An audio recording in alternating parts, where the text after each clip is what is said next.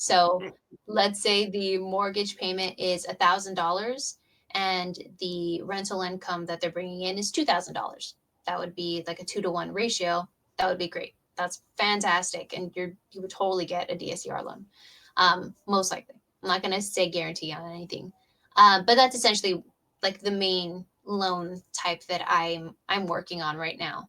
It's really fun because a lot of people are getting into rental properties this way, or a Right. lot of people, what they'll do is they'll buy a property with a different loan. So they'll buy the property, they'll fix it up a little bit, and then they'll start renting it out.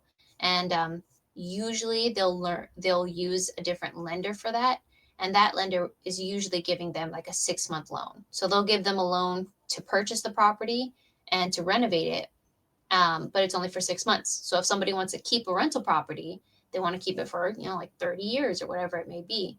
And so what people will usually do is they'll refinance. So they'll refinance the loan with uh, they'll refinance out the first lender, and then they'll usually use us for that refinance. So they'll not only be able to get a new loan, but they'll be able to pull out some cash to pay that lender out.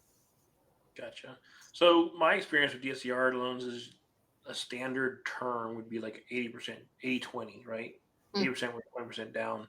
And then if you have, depending on your experience and maybe a relationship with that lender, those numbers could modify a little bit. Um, do you have that same type of terms with the people that you work with, or better, worse? Yeah, yeah. They range. I would say that that's one of our better options,